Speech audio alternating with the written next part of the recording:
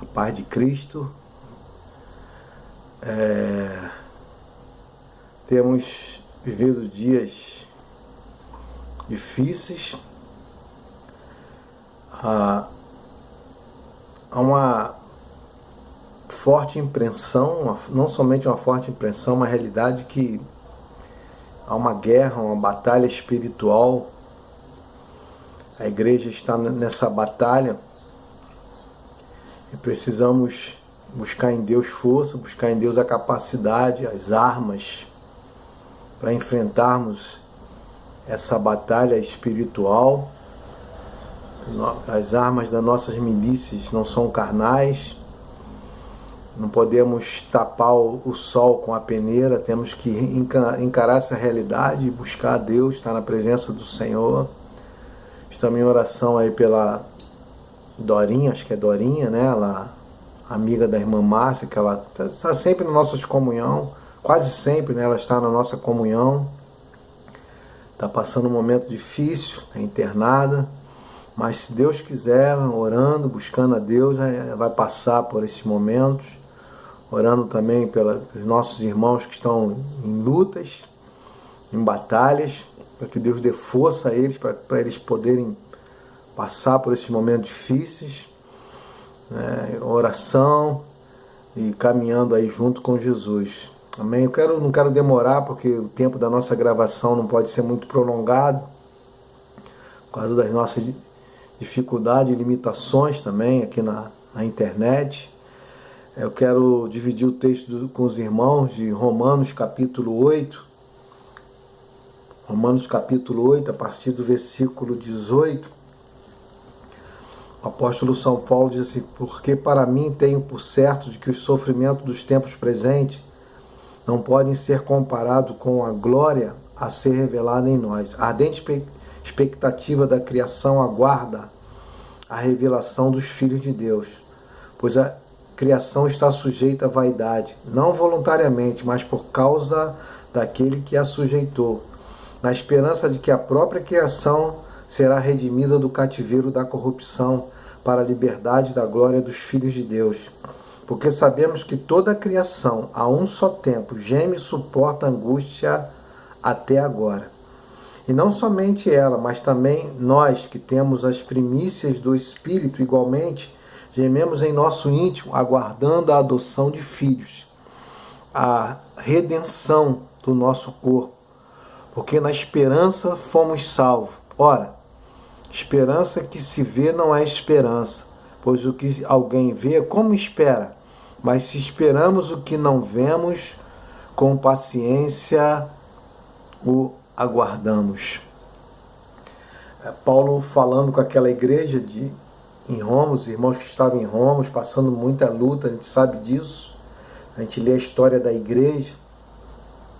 Muitos irmãos nossos foram queimados, jogados por leões, jogados nas covas, perseguidos à espada, perseguido por causa do Evangelho, por causa de Cristo. A gente não pode achar que a igreja hoje ela está em paz com o mundo. Não, a igreja sempre será um alvo do mundo, sempre será perseguida pelas trevas. O mundo jaz do maligno, Jesus disse isso. Nós estamos nesse território do inimigo, um território difícil para a igreja se conseguir, né, vencer as suas batalhas, mas a gente temos que estar em guerra, luta. Aqui Paulo, né, o foco de Paulo aqui nesse capítulo 8 de Romanos, todo o foco desse texto, né, ele fala do Espírito Santo 21 vezes, que aqui no grego significa pneuma. Só que os dois versículos aqui, ele não cita, né, o Espírito Santo, apenas 2 vezes. O resto todo ele fala do Espírito Santo nesse texto, da pessoa do Espírito Santo, do pneuma, né, o Espírito da verdade. Mas o tema central dessa epístola, né, o tema central aqui desse capítulo 8, não é o Espírito Santo, mas a certeza da vida eterna, que todos nós cristãos devemos ter. Apesar das lutas, da guerra, tudo que Paulo fala aqui, que nós vamos meditar em algumas passagens aqui, alguns versículos que Paulo fala aqui, é a garantia que o Espírito Santo dá, né? A ajuda, a garantia, né, que o Espírito Santo nos dá da vida eterna. Ele confirma em nosso coração, nós que temos o Espírito. É isso que Paulo coloca isso, principalmente aqui nesse capítulo 8 de Romanos. No início ele começa dizendo no versículo 1 do capítulo 8 que nenhuma condenação há para os que estão em Cristo. E ele termina, né, dizendo que lá no versículo de número 39, que nada poderá nos separar do amor de Cristo, que está, né, o amor de Deus que está em Cristo Jesus. Então, nenhuma condenação e nenhuma separação, nada pode nos separar do amor de Cristo. O Espírito Santo, ele dá aos cristãos a certeza do seu relacionamento com Deus. O Espírito que está em nós, ele confirma isso em nossos corações. Somos filhos de Deus, né? Temos uma esperança em Deus, temos uma certeza em Deus. Do versículo 14 ao 17, Paulo diz: pois todos aqueles que são guiados pelo Espírito de Deus são filhos de Deus, porque não recebeste o espírito de escravidão, para viver outra vez atemorizado, mas recebeste o Espírito da adoção, baseado no qual clamamos, Abba, Pai. O próprio Espírito testifica com o nosso Espírito que somos filhos de Deus. Então o Espírito Santo testifica em nós que somos filhos de Deus e temos a esperança em Deus. Somos um povo que tem uma esperança, a qual muitos que não têm o Espírito de Deus não têm essa esperança. Nós sabemos porque o Espírito está em nós, ele testifica com o nosso Espírito, ele nos dá essa certeza. E Paulo diz também que nós passamos, né, passamos a ser filho de Deus, fomos adotados pelo Senhor, enxertados na videira verdadeira, que é o Deus Pai, né, que ele é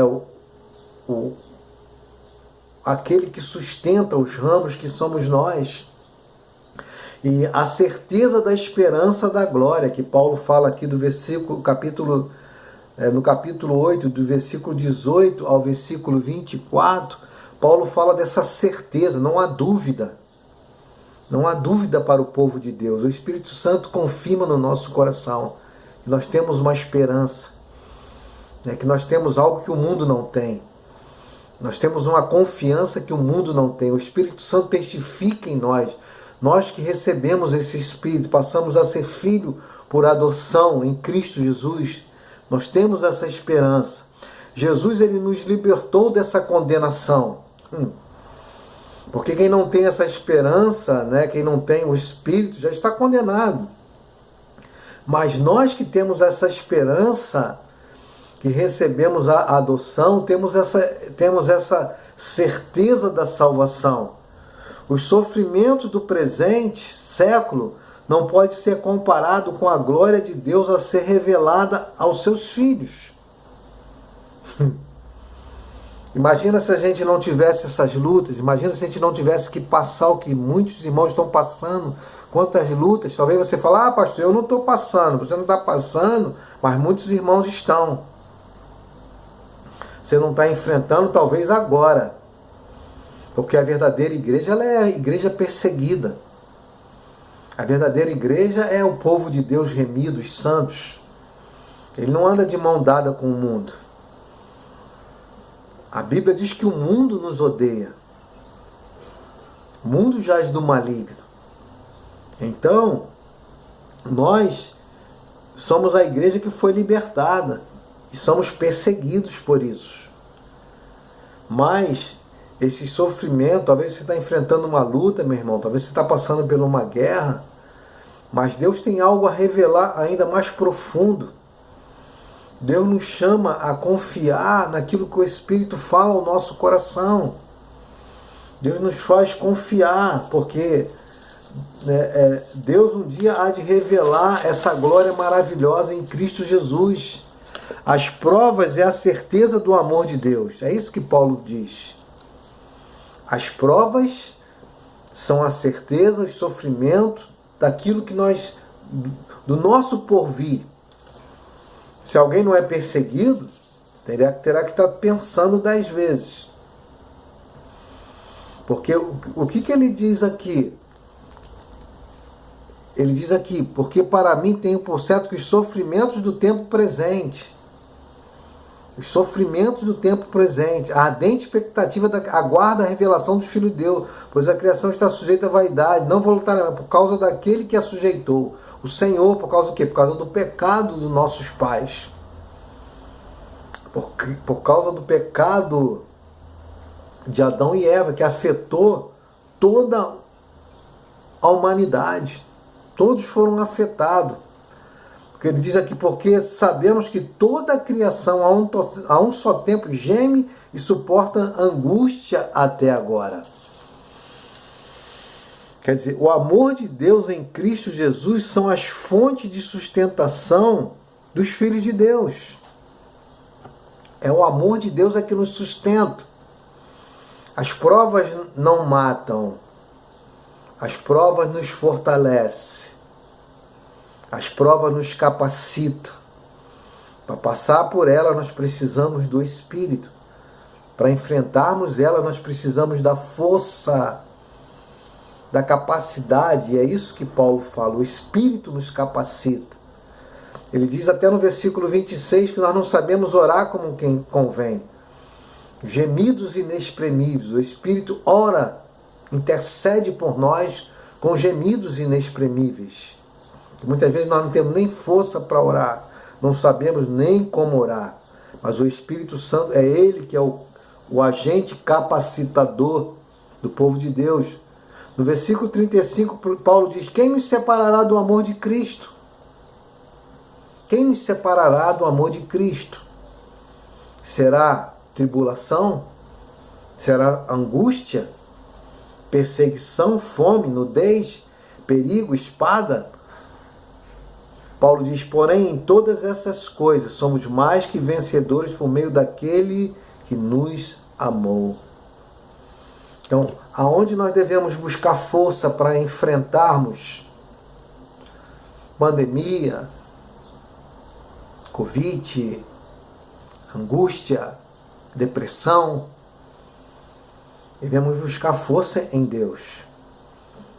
Devemos buscar capacidade no Senhor, chorar aos pés da cruz. Se voltar para Deus. Se voltar para o Senhor. Porque irmãos nossos passaram situações ainda piores lá em Roma. E em outros séculos também. Como Lutero, os pais da igreja, nossos irmãos em Cristo, enfrentaram tantas perseguições, guerras. Paulo diz, quem nos separará? Angústia? Não. Perseguição? A luta que nós estamos enfrentando vai passar, mas outras virão. As guerras que nós estamos enfrentando vão passar e outras virão. Não sei se vai ser pior. Por isso que a gente tem que ensinar isso à nossa geração. Por isso que nós temos que passar isso para as nossas gerações. Buscar força em Deus. Buscar em oração a vontade de Deus. A direção do Senhor. Quer dizer, o que Paulo afirma no versículo 38 e 39?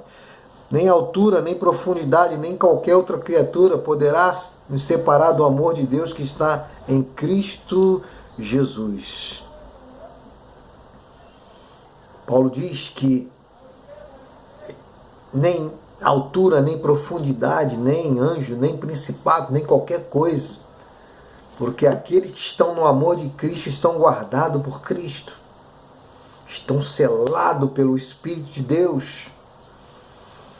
Estão vivendo pelo Espírito, caminhando pelo Espírito, buscando no Espírito, se sujeitando ao Espírito, O Espírito que dá força, o Espírito que capacita, o Espírito é que restaura. A nossa esperança está nas promessas do Senhor. Se alguém espera alguma coisa nessa vida, vai se frustrar. Se alguém espera, eu espero ficar rico, eu espero ter muito dinheiro, eu espero conquistar muita coisa terrena. Nosso tesouro não está aqui. Nosso tesouro é o Espírito. Se Deus quiser dar, Ele vai dar. Se Deus quiser fazer, Ele vai fazer alguma coisa. Mas isso aí não. Os ímpios prosperam. Se alguém pensar, eu sou cristão, tem muito ímpio que prospera. Isso aí não, a promessa é a vida eterna. A promessa é viver em paz. A promessa é deixar um legado para a nossa geração, um legado de fé no Senhor, um legado de fé na igreja. Isso é que é passar o bastão para a nossa geração. Não passar como muitas igrejas aí ensinam, que você vai ser rico, que você vai ter isso, que você vai ter aquilo. E daí? Os ímpios também prosperam, mas espiritualmente. E vida com Deus. E uma vida no Espírito, uma vida na rocha, uma vida em Cristo. Quem é que garante isso? Só o Espírito Santo. A nossa promessa, que Paulo diz ali no versículo 24, no versículo 23, ele fala, nós aguardamos a adoção de filhos, a redenção desse corpo, porque na esperança fomos salvos. A esperança que se vê não é esperança, pois aquilo que alguém vê, como espera? Mas se esperamos o que não vemos, com paciência aguardamos no Senhor. O Espírito vai testificando no nosso coração. O Espírito vai fortalecendo ao nosso coração. As promessas de Deus não estão nesse mundo. As promessas de Deus não são o que muita gente pensa que é. Jesus não veio a essa terra para prometer, né, alguém ficar rico, alguém... Não, isso aí é balela. Jesus veio prometer a vida eterna. Jesus veio prometer a paz. Jesus veio prometer, né, a segurança da vida eterna, a esperança da vida eterna. É isso que ele veio prometer. Ele não veio prometer em dar isso, dar aquilo, ter isso, ter aquilo. Isso aí são consequências. Se fizer, senão, porque se você buscar a tua esperança aqui em Cristo, aqui na terra, como Paulo diz, nós somos mais infelizes, né? Em outra expressão, mais miseráveis que todos os homens. Que você vai conquistar todas as coisas aqui na terra, mas a tua alma vai ficar igual uma lata, igual um sino que retine, que só faz barulho. Mas não vai sentir a paz, o gozo, a alegria, a felicidade, a presença do Espírito Santo, a presença de Deus, a paz, o gozo, o verdadeiro gozo no Espírito Santo. Muitas igrejas citadas nas Escrituras Sagradas morreram. Inclusive essa daí. Quem nos garante que com a gente não vai ser diferente? Por que as igrejas morreram? Vai ler as histórias da igreja, Éfeso, o berço do cristianismo. Vai ver as igrejas onde nasceu o evangelho, se elas existem. Muitas nem existem. Mas por quê?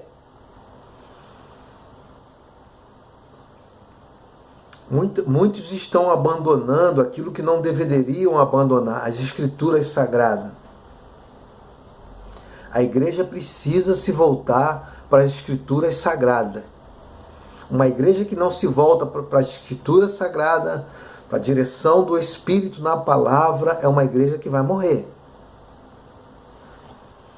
É uma igreja que vai ser sufocada.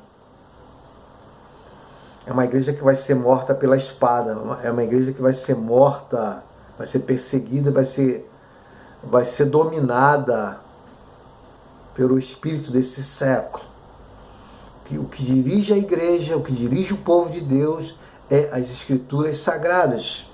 Porque o que Jesus disse lá em João, capítulo 5, versículo 39? Jesus disse assim: examinai as Escrituras, porque julgais ter nela a vida eterna, e são elas mesmo que testificam de mim. O que a igreja deve se preocupar? A igreja deve se preocupar com a sua vida eterna. O que nós devemos nos preocupar? Em fortalecer o nosso espírito. Aonde buscar isso? Na palavra de Deus, em oração. Assim como muitos fizeram lá no passado. Me vem à mente aquela passagem de Elias, quando ele não se dobra diante dos profetas de Baal, ele achava que era só ele. Aí Deus falou, não, Elias, teve outros que não se dobraram. Nós não podemos nos dobrar diante desse mundo podre. Nós não podemos se dobrar diante da cultura desse século, ser contaminado pela doutrina, o ensinamento dos falsos profetas. Temos que voltar para as Escrituras. A igreja forte é aquela igreja que se volta para a Escritura. É tempo de voltar, é tempo de buscar a Deus. É tempo de estar na presença do Senhor. Que Deus possa nos guardar. Que Deus possa nos abençoar. Nos dar uma semana maravilhosa. Que Deus possa nos guardar rica e abundantemente. Amém? Fiquem todos na paz. Que Deus abençoe a vida dos irmãos. Espero domingo, hein? Lá na igreja. Chega atrasada não. O couro tá comendo, hein? Chegar atrasado, já sabe. Tem que ter um motivo muito grande. Domingo é do Senhor. Teu domingo não é teu. Domingo é do Senhor. Domingo é para a gente se voltar para Deus, buscar a Deus. A nossa devoção ao Senhor. Temos a semana toda para fazer o que temos que para fazer. Se você ficar com raiva de mim, aí é problema teu. Mas eu falar, eu falo. Que Deus abençoe rica irmã Tereza, irmã Lourdes, irmã Dina, Solange, as varoas aí já passaram dos 60, firme, agarrando no Senhor, vai passar. Tem aquela música, vai passar, lá, lá, lá, lá, lá, lá, lá, vai passar, essa guerra vai passar, essa luta, outras virão, mas Deus nos dará força, porque eu estou bem certo de que nem morte, nem vida, nem anjo, nem principado, nem potestade, nem o presente, nem o futuro, nada poderá nos separar do amor de Cristo. Em nome de Jesus, a igreja que vai conseguir vencer a Satanás, que há de se encontrar com o seu noivo em glória. Um dia nós seremos como ele, teremos um corpo em glória, um corpo, como Paulo diz aqui, onde esse corpo será redimido em Cristo Jesus. Tenha uma boa semana. Domingo, hein? Ó, se botar lá o aparelhozinho, tiver com febre, vai voltar. Máscara, álcool gel. Vamos lá adorar o Senhor. Amém? Começar cedo. O louvor é importante. O louvor faz parte do culto. Não se esqueça disso. Amém? Fiquem todos na paz. Se programe. Se programe para chegar no horário. Se programe para chegar cedo. Para adorar e buscar a presença do Senhor. Corra. Em nome de Jesus. Que Deus abençoe vocês. Valeu, Ana Lúcia. Gostei da tua humildade de domingo. Sei que você é uma adoradora.